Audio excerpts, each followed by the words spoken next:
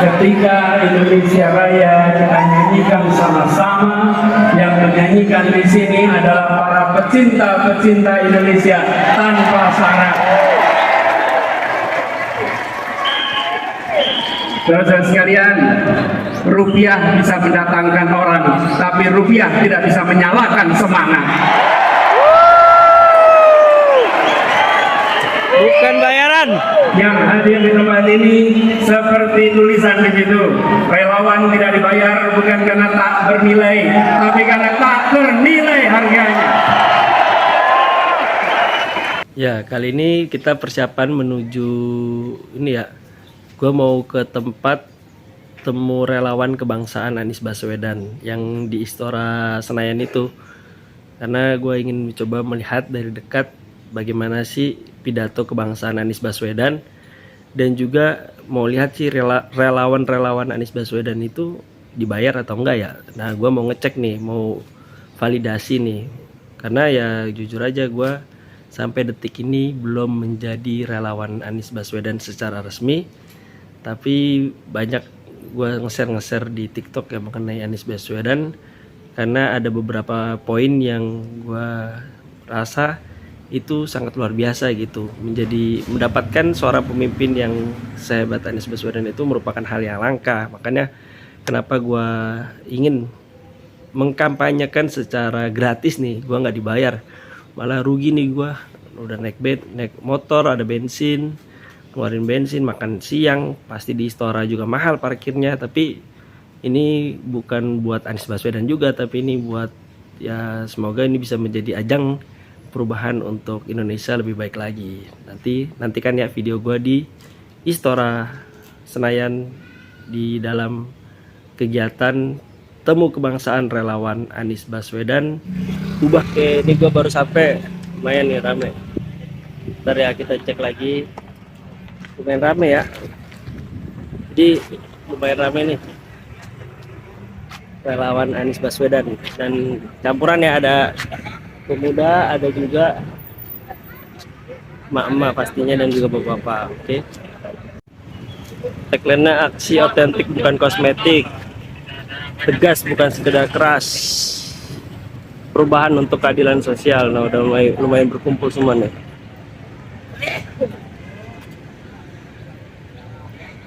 Jadi ini gue mau nonton konser pidato bangsa Anies Baswedan. Luar biasa, pakai atribut semua. Kalau gua nggak ada lagi, nggak apa-apa lah, karena memang tujuan kita menyaksikan dari dekat. Bazarnya rame.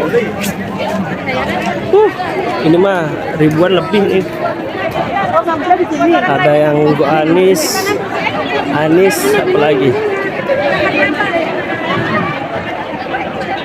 Nah, gua bingung nih pintu masuknya di mana nih.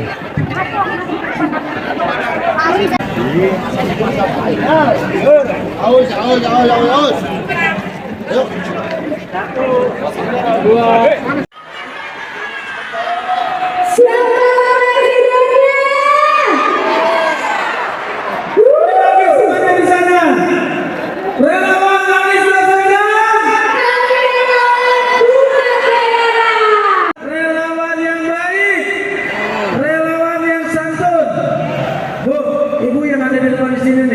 Ibu, saya mau tanya, Ibu kalau cari suami yang kayak gimana, Bu? Kayak apaan, Ustaz? Yang pertama pasti cari yang pintar, Betul. yang sayang keluarga, orangnya nggak neko-neko. Betul. Itu contohnya siapa, Bu? Oh iya. Bukan Bang Narji. Bukan Bang Narji. Katanya Ibu ini nanti itu udah jelek genit katanya. Astagfirullahaladzim.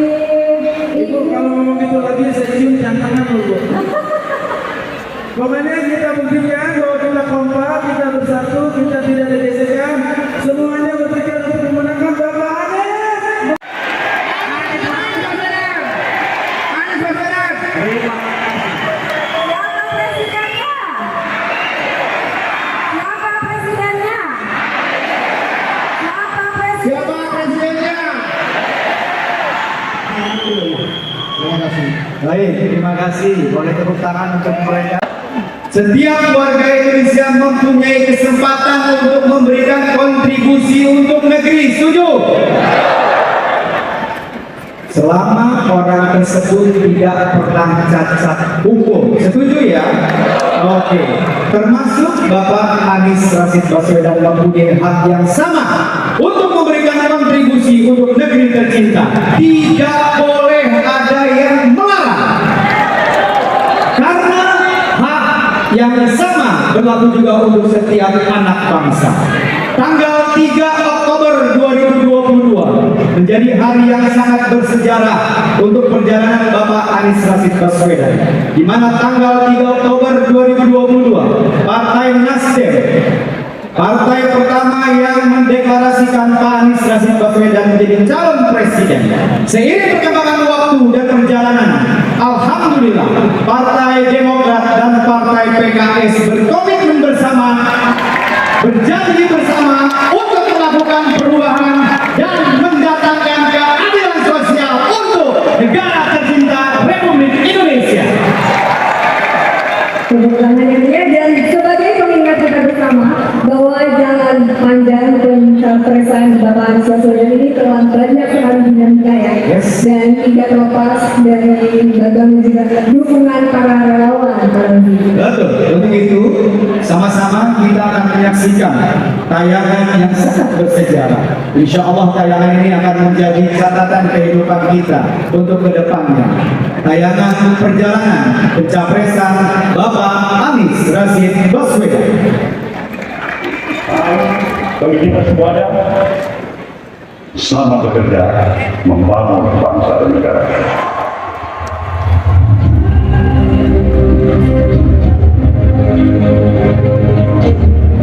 Maka saya akan bacakan penetapan rekomendasi nama-nama bakal calon presiden Republik Indonesia pada pemilu 2024. Pertama, Anies Rashid Baswedan.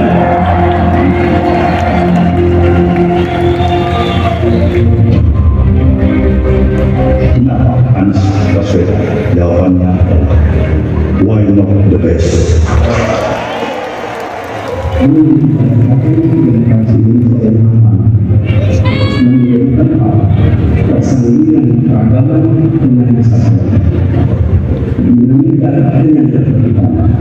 Kompetisi dengan kesamaan, kebebasan dengan kesejahteraan. Pesan itu saya pegang, pesan itu saya ingat. Saya bawa terus sejak membaca dan membaca Bismillah dan menerima dan siap.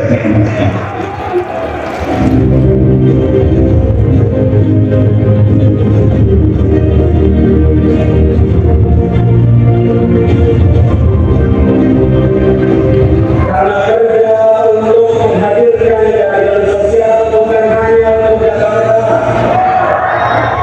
Karena kerja untuk menghadirkan keadilan sosial adalah kerja yang terus menerus. Dan karena kerja untuk Indonesia tidak akan pernah berhenti di tempat ini.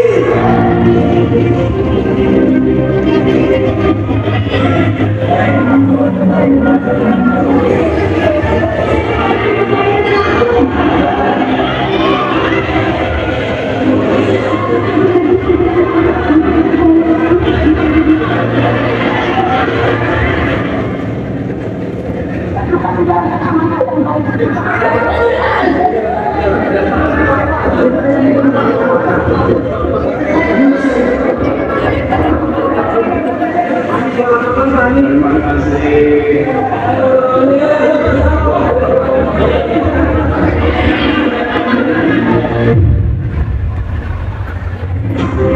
Saya instruksikan kepada struktur anggota simpatisan PKS di seluruh Indonesia untuk mengenalkan dan menyosialisasikan Saudara Anies Rashid Baswedan ke seluruh pelosok dan penjuru negeri sebagai bakal calon presiden Republik Indonesia yang diusung oleh Partai Keadilan Sejahtera. Izinkan dengan kerendahan hati dan dengan mengharap ridho dan pertolongan dari Allah Subhanahu wa Ta'ala, kami merasa sangat terhormat untuk secara resmi menerima pencalonan sebagai calon presiden Republik Indonesia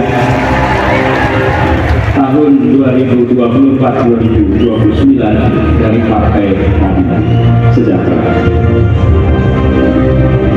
Posisi Partai Demokrat untuk mengusung Bapak Anies Baswedan sebagai calon presiden Indonesia. Tentu juga dalam kesempatan ini kami menyerahkan kepada beliau untuk bisa menunjukkan pasangan.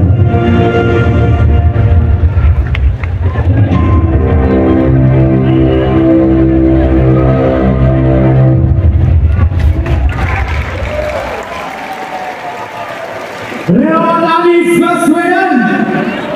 Ayo, mana suaranya? Masih ada suaranya. Iya. Relawan Anies Baswedan. Aku relawan bukan Siapa presidennya? 2024.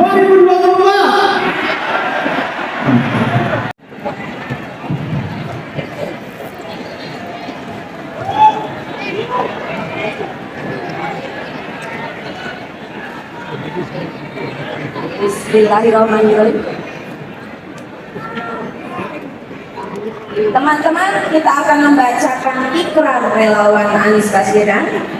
Tolong nanti diikuti secara bersama-sama. Dengan video rekam jejak Bapak Anies Baswedan.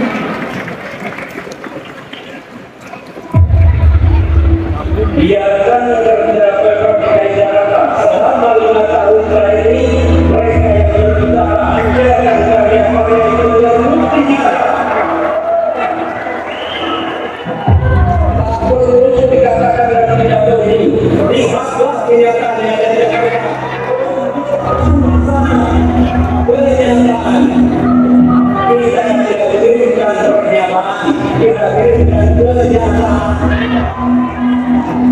Saya menyerahkan Jakarta International Stadium kepada The Jackmania, warga Jakarta, dan kepada Indonesia.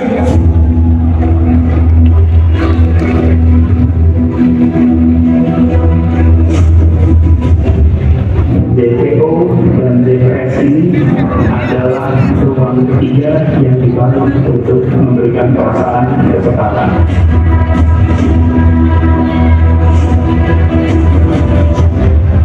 Menggunakan kata Linko ini untuk menangani sistem transportasi dari Jakarta, namanya Jaklingko.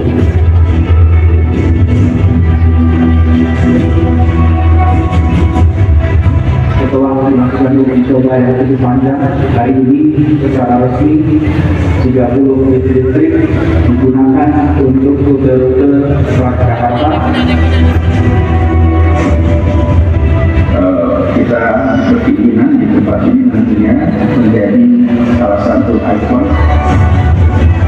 Harapan kami ini semua bisa berlaksana bahwa Jakarta itu bertanggung jawab, dan pesan dari pertemuan ini adalah kita memulai babak baru menuju kota yang ramah lingkungan dan daerah yang ramah lingkungan. Jadi ini bukan sekedar balapan, tapi ini adalah pesan tentang kemajuan, ini pesan tentang perubahan.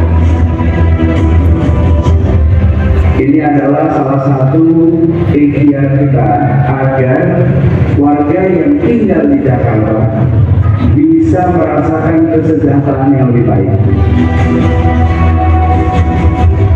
Kita tidak ingin warga Jakarta karena kebijakan PBB-nya maka seakan pelan-pelan terusir dari tanahnya sendiri karena tidak mampu membayar PBB.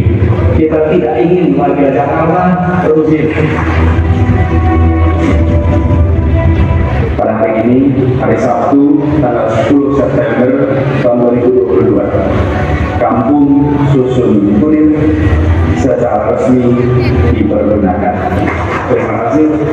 Saya ingin mengatakan bahwa merdeka itu bukan hanya merdeka dari merdeka untuk merdeka dari kolonialisme, merdeka dari keterpaksaan, merdeka dari keterjajahan,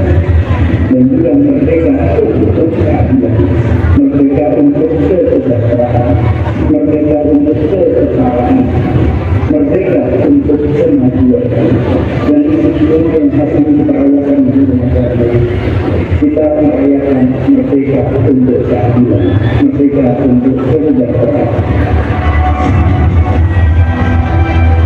Pada hari ini, Sabtu, 3 September 2022, Gedung Gereja Pantekosta Indonesia, Yordan Gardini, Gria Lestari, dengan ini secara resmi digunakan. Terima kasih.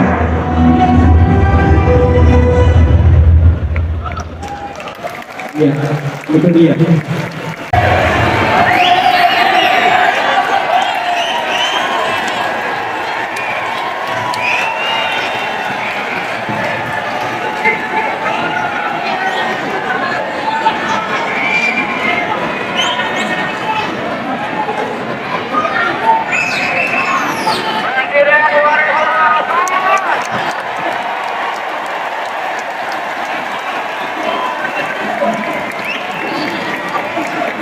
Hadirin, kami persilakan tetap berdiri menyanyikan lagu kebangsaan Indonesia Raya.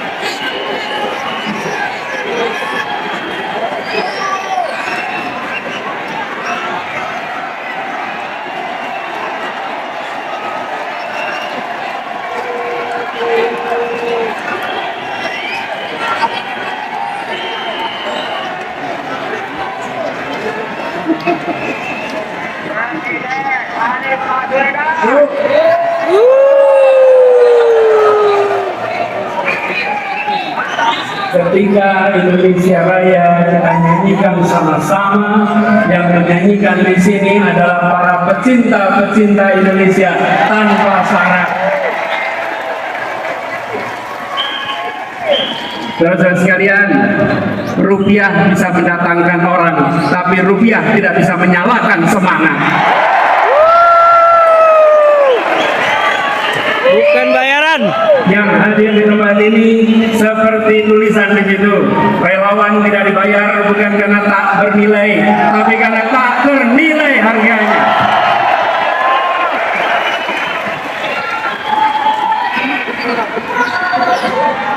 Saudara-saudara sekalian, Assalamualaikum warahmatullahi wabarakatuh.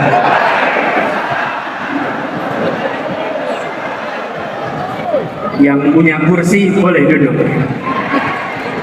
Yang belum punya kursi berdirilah, tunjukkan punya semangat yang besar. Ya. Selamat siang semuanya. Semangatnya bagaimana?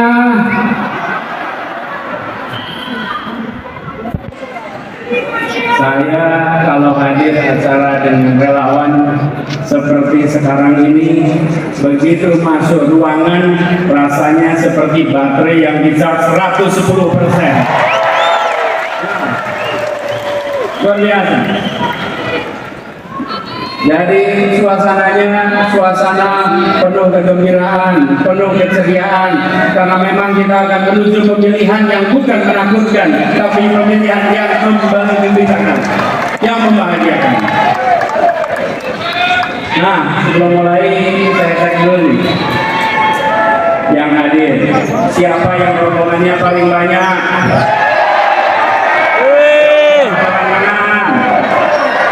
Ayo, paling banyak siapa? Oh.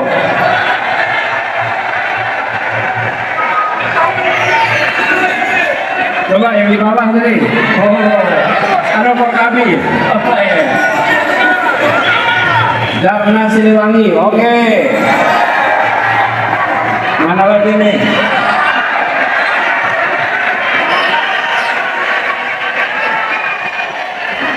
Yang paling jauh dari mana? Mana? Palembang. Mana yang dari Aceh?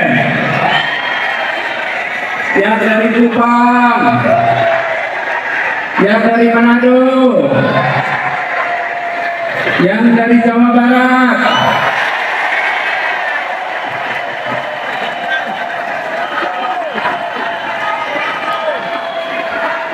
Yang dari Palembang? Yang dari Jawa Tengah?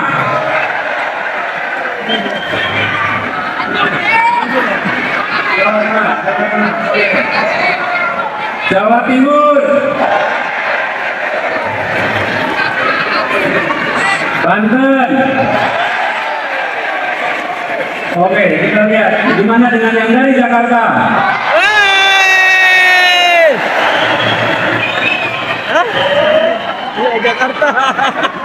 Jakarta Timur. Inilah hebatnya relawan kita. Bener.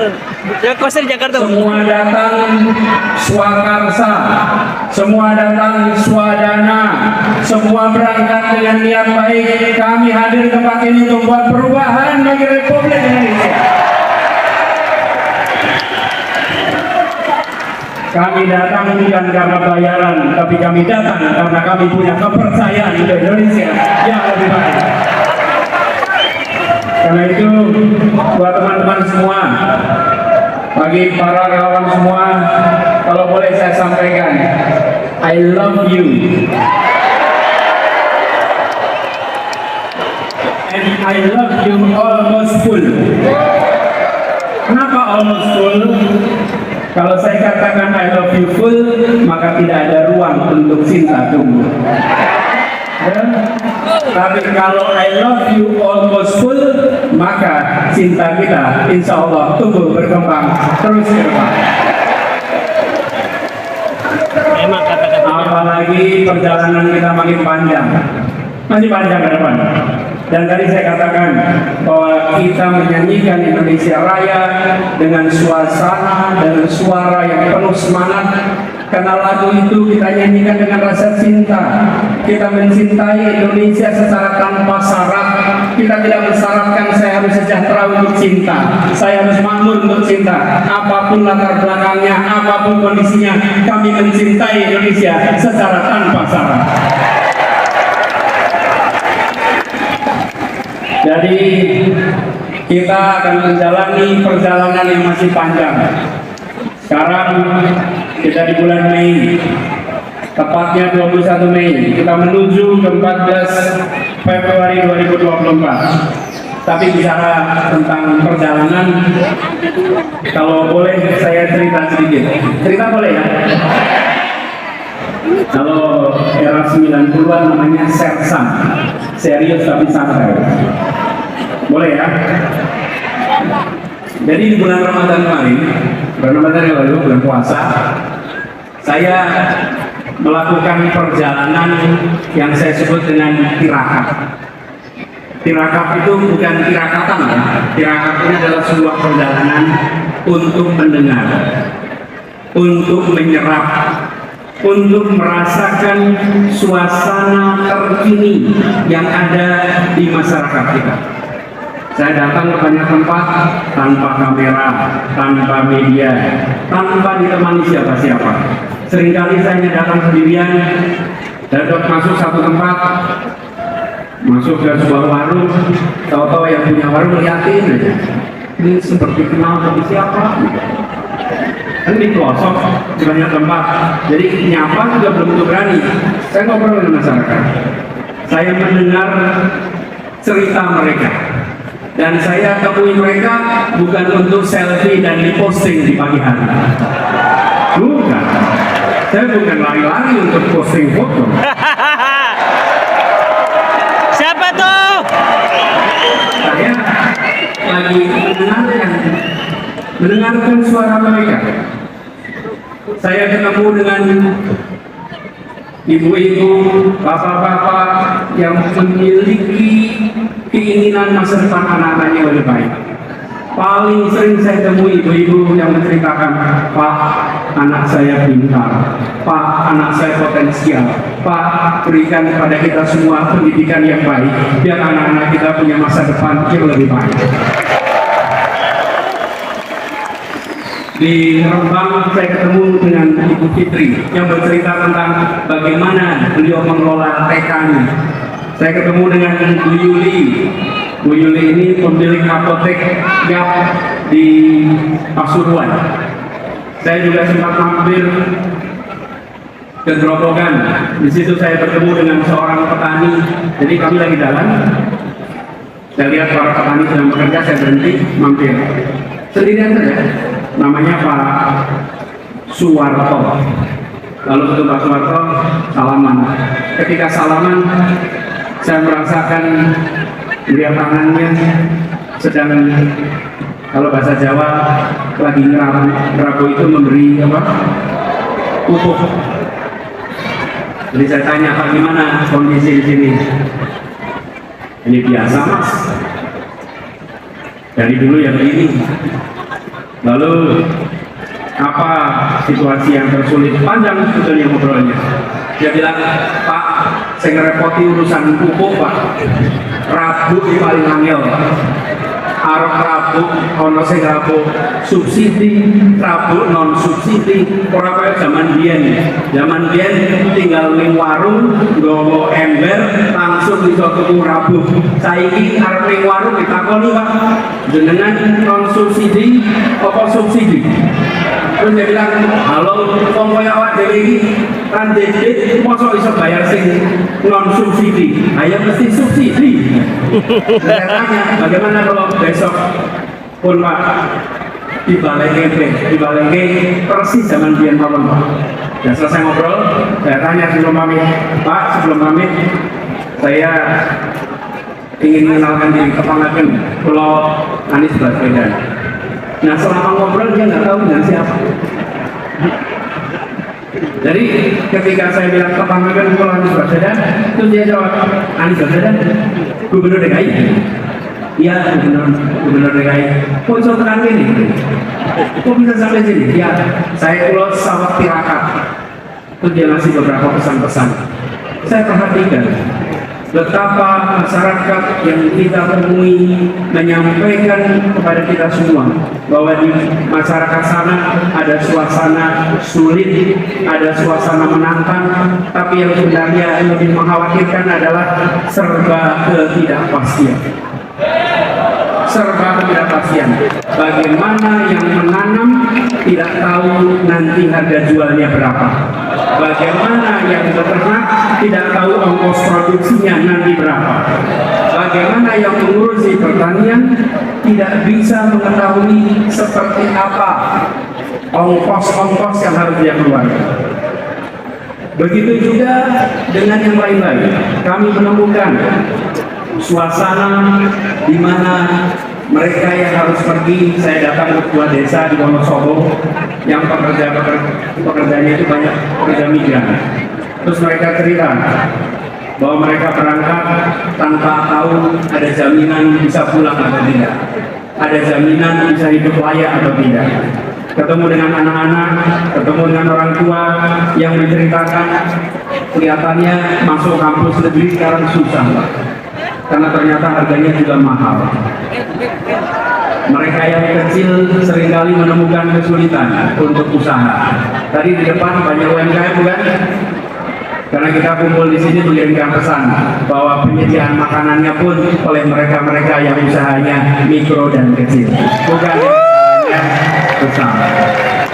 Nah, dari sana dalam sebuah perjalanan saya lewat satu tempat sekitar Purwodadi, ada satu orang yang seperti menghentikan, Pak, sebentar Pak, berhenti. Terus dia cerita, Pak Anies, masalah di negeri ini, padahal di kampung adalah soal mafia, Pak Anies. Ini mafia di Indonesia ini harus diberantas, Pak. Mafia ini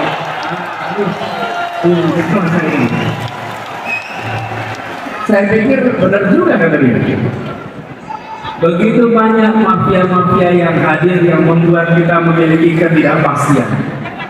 Kenapa petani harus bersaing dapat pupuk penuh dengan ketidakpastian? Karena apa? Karena aksesnya dikuasai oleh mafia-mafia pupuk.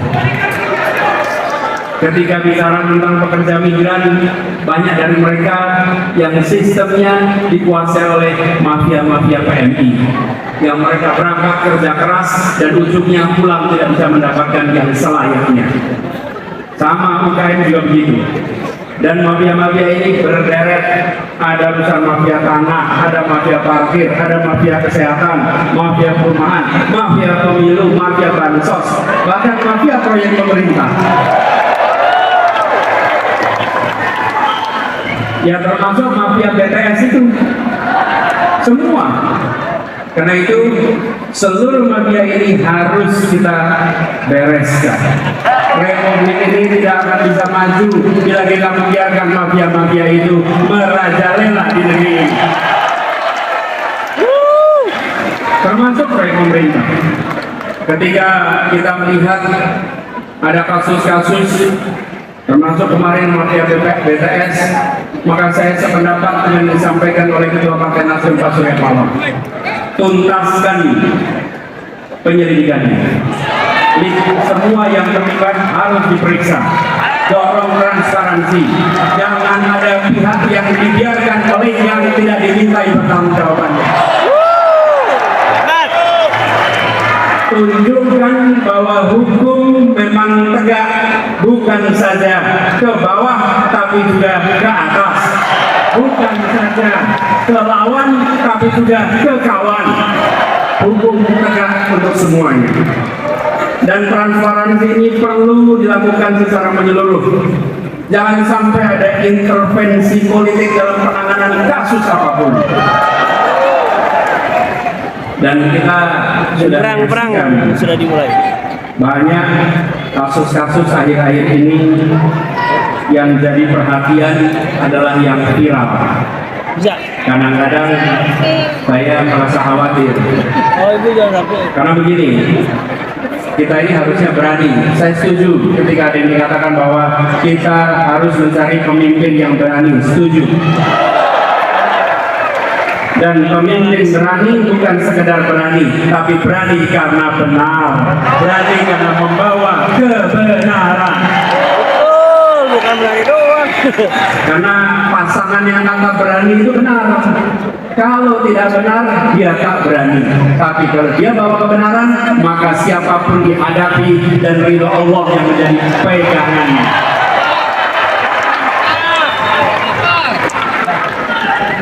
Jadi kita menyaksikan ketika peristiwa-peristiwa mafia ini terkuak, ada polisi jenderal bintang 2 membunuh anak buahnya.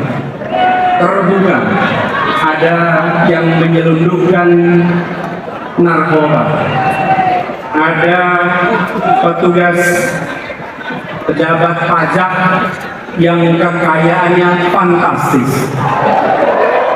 Itu sudah merepotkan, membuat seperti Pak Kapolri harus kerja ekstra untuk mengembalikan kepercayaan publik, harus kerja ekstra untuk merawat polisi-polisi baik yang berintegritas yang ada di dalam tubuh kepolisian. Seperti juga di Kementerian Keuangan, Ibu Menteri keliling sana sini untuk menjaga barisan orang-orang baik ini. Saya pernah di pemerintahan, saya menyadari betul, ya benar ada orang-orang bermasalah, tapi banyak lagi orang-orang yang bisa menegakkan amanah, orang-orang yang berintegritas.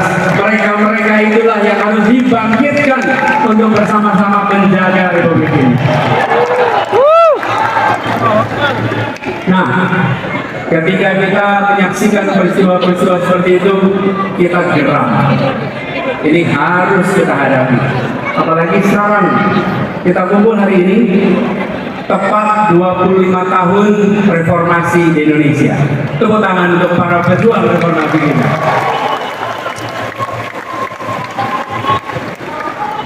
Tapi sambil kita menengok, kok bisa kita sudah 25 tahun dari reformasi, yang dulu kita bicara tentang memberantas kolusi, korupsi, nepotisme, sekarang justru muncul mafia A, mafia B, mafia C, mafia D. Ini panggilan bagi kita semua. 25 tahun yang lalu kita berkomitmen memberantas KKN, sekarang kita berkomitmen untuk memberantas mafia-mafia yang ada di Republik.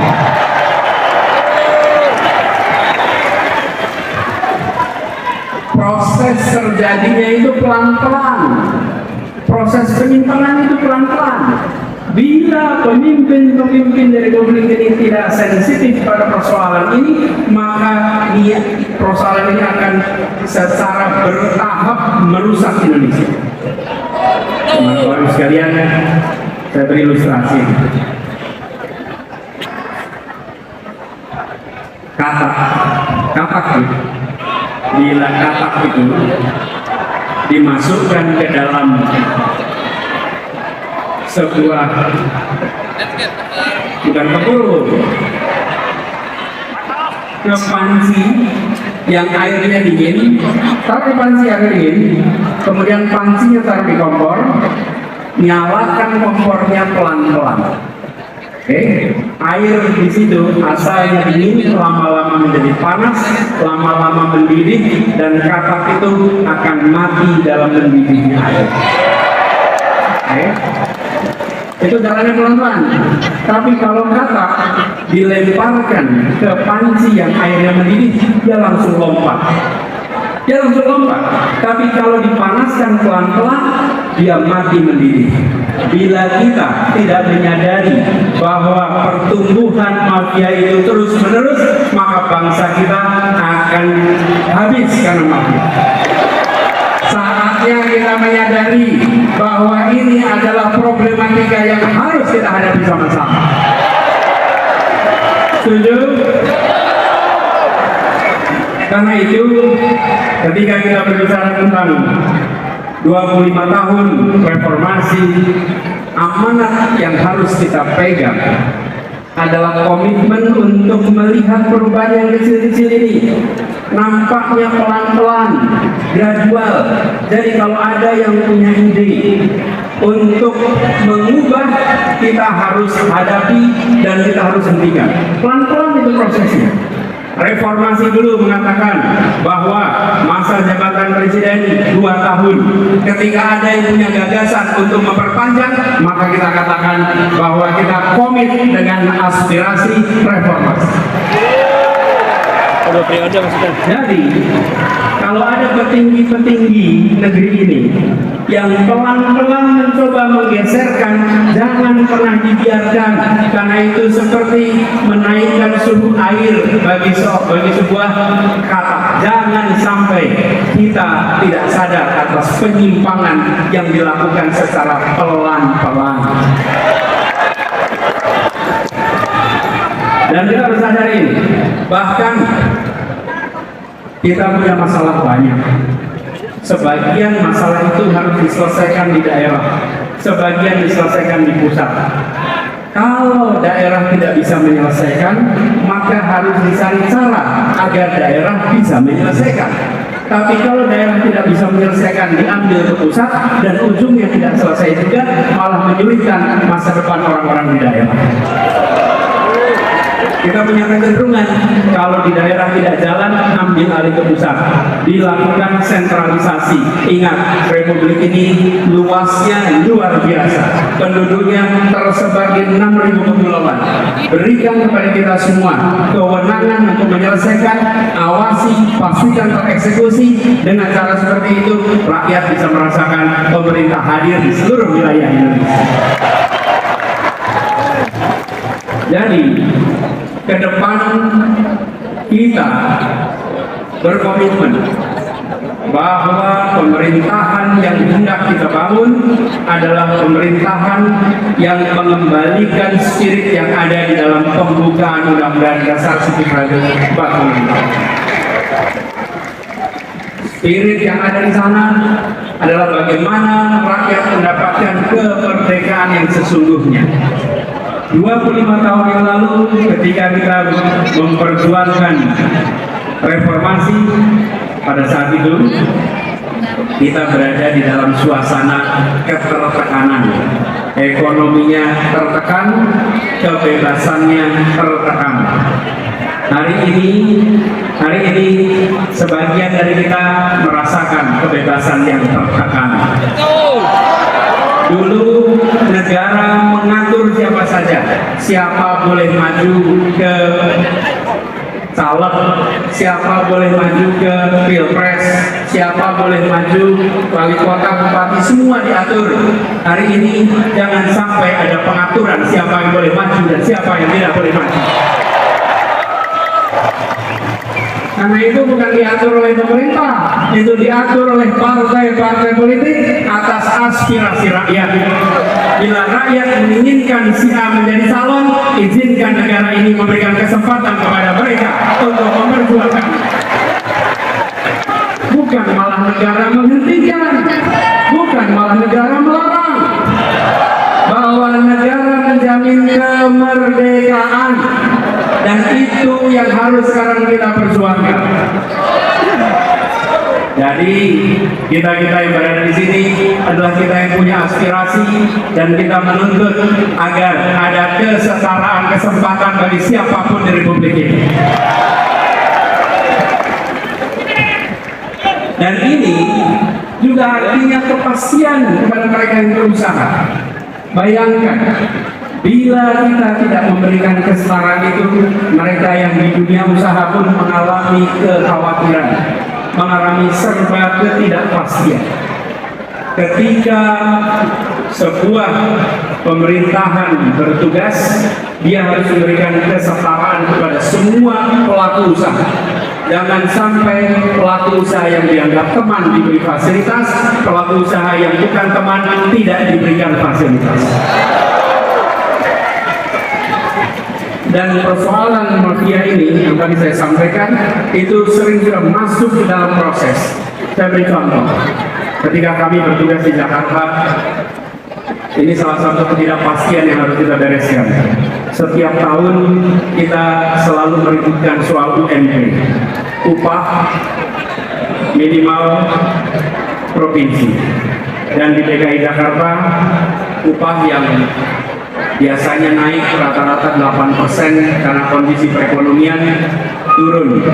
Tapi di tahun 2021 kemarin untuk upah tahun 2022 mendadak peraturannya diubah. Peraturan yang biasanya kalau kita terapkan memberikan kenaikan UMP yang masuk akal, kemarin UMP-nya angkanya itu amat rendah. Kalau tidak salah sekitar Rp37.000 kenaikan. Pada waktu itu saya katakan tidak mungkin di Jakarta naik upah nilainya 37.000. 37 itu bukan angka yang layak untuk pekerja di Jakarta. Karena itu kemudian saya sampaikan kepada pemerintah waktu itu, Kementerian Tenaga Kerja. Saya sampaikan bahwa yang layak di Jakarta kenaikan itu menggunakan formula yang lama. Jangan formulanya digonta-ganti. Dan inilah yang disebut sebagai mafia tentang pengupahan yang ada di Indonesia. Tidak boleh kita biarkan. Kami memilih untuk mengambil sikap yang berbeda. Dan ketika mengambil sikap berbeda, tentu kita menyadari bagaimana landasan hukumnya. Tapi yang menarik, para pengusaha protes waktu itu. Saya undang pengusahanya ke Balai Kota, 50 pembayar pajak terbesar saya undang. Ketika saya undang, saya sampaikan bahwa ibu sekalian yang sekarang sudah menjadi 50 pembayar pajak terbesar. Bapak Ibu lihat, kita semua ini sekarang berkumpul di Balai Kota. Jaraknya hanya 1 km dari gedung Pancasila, tempat konstitusi kita disusun. tempat persiapan kemerdekaan kita disiapkan. Pada waktu itu mereka yang berkumpul adalah orang-orang yang makmur, orang-orang yang terdidik, tapi mereka memilih mendirikan sebuah negeri yang prinsipnya menghadirkan keadilan sosial bagi seluruh rakyat Indonesia. Sekarang di sini, yang kumpul di sini, Bapak Ibu, saya ingin tanya, 40 tahun yang lalu Bapak Ibu di mana? 50 tahun yang lalu Bapak Ibu di mana? Kita semua 40 tahun yang lalu, 50 tahun yang lalu bukan siapa-siapa. Republik ini sudah memberikan kesempatan Bapak Ibu sekalian menjadi 50 pembayar pajak terbesar karena Republik ini memberikan kesempatan kepada Bapak Ibu sekalian. Sekarang berikan kesempatan pada para pekerja untuk mereka bisa mendapatkan kesetaraan masa depan. Sebagaimana Bapak Ibu sekalian mendapatkan? Ini soal kita bernilai masing-masing memberikan kesempatan. Dan ketika kita mengirimkan pesan kesetaraan itu yang menarik. Para pengusaha itu setelah ngobrol pulang dan mereka bilang, Pak Bu, kami setuju dengan prinsip yang Bapak pegang. Kita sama-sama bergerak untuk Indonesia. Bapak Ibu sekalian, ketika kita bicara tentang nilai-nilai, maka semua akan terpanggil. Itulah sebabnya hari ini kita berjuang, karena kita membawa nilai-nilai dan kita ingin memanggil semuanya berjuang bersama kita. Siap. Nilainya nilai keadilan, nilainya nilai kesetaraan, dan itulah yang kemudian membuat kita semua yakin bila ini kita kerjakan, insya Allah Indonesia akan lebih baik. Amin. Akan lebih makmur. Amin. Karena itu buat para relawan semua yang sudah berkumpul di sini, siap kita bergerak bersama ke depan. Siap. Siap untuk mengajak semuanya. Siap. Siap untuk menjangkau semua. Siap untuk menunjukkan bahwa ini negeri merdeka. Siap.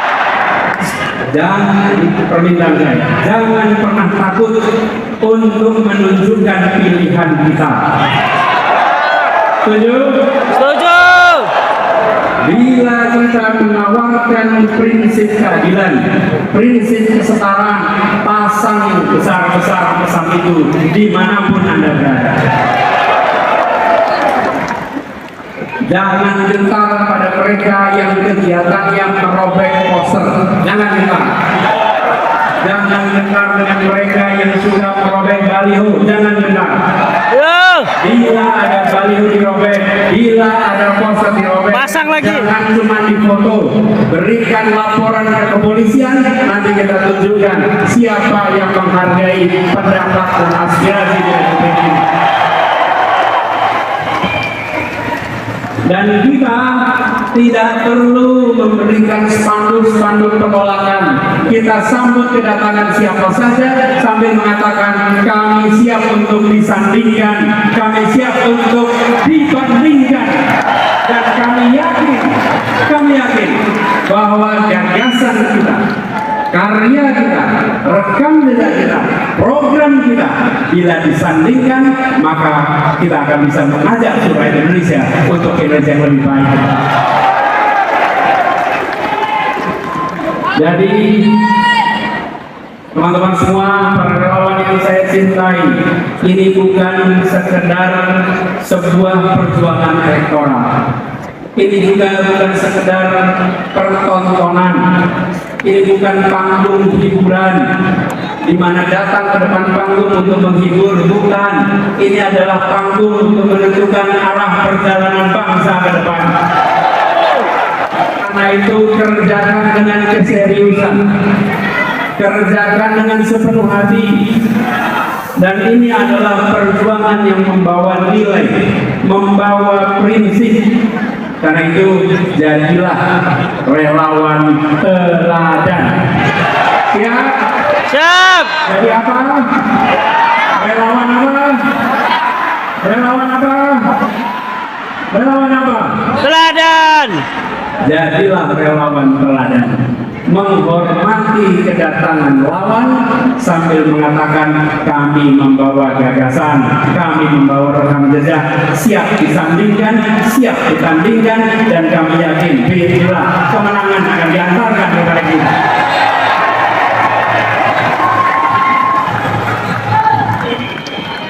Karena itu buat semuanya para pejuang yang berkumpul di sini.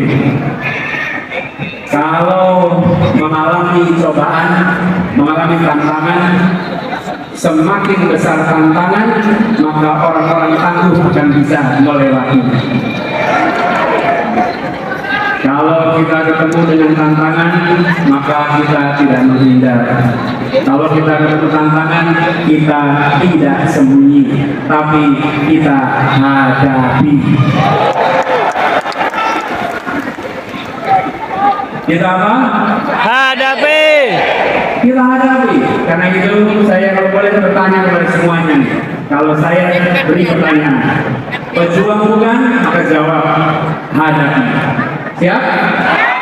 Pejuang bukan? Hadapi. Pejuang bukan? Hadapi. Pejuang bukan? Insya Allah kita hadapi, dan dengan izin Allah perjuangan ini insya Allah akan diantarkan pada kemenangan. Amin. Terima kasih. Salam perjuangan.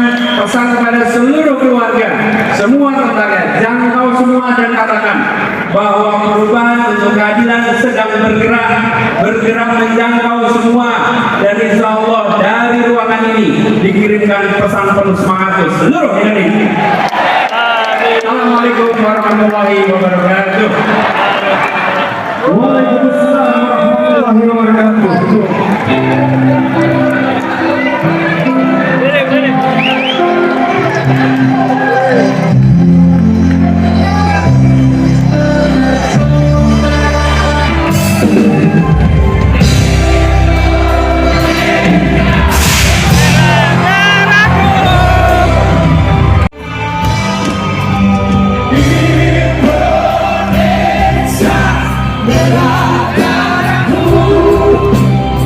Kita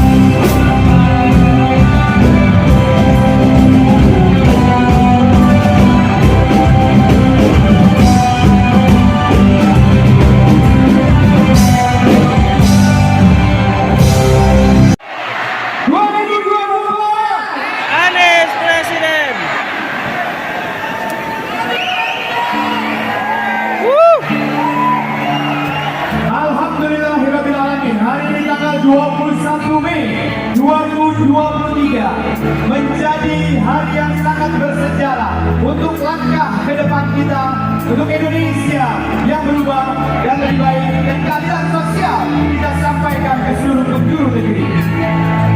Sekali lagi mari kita tepuk tangan yang meriah.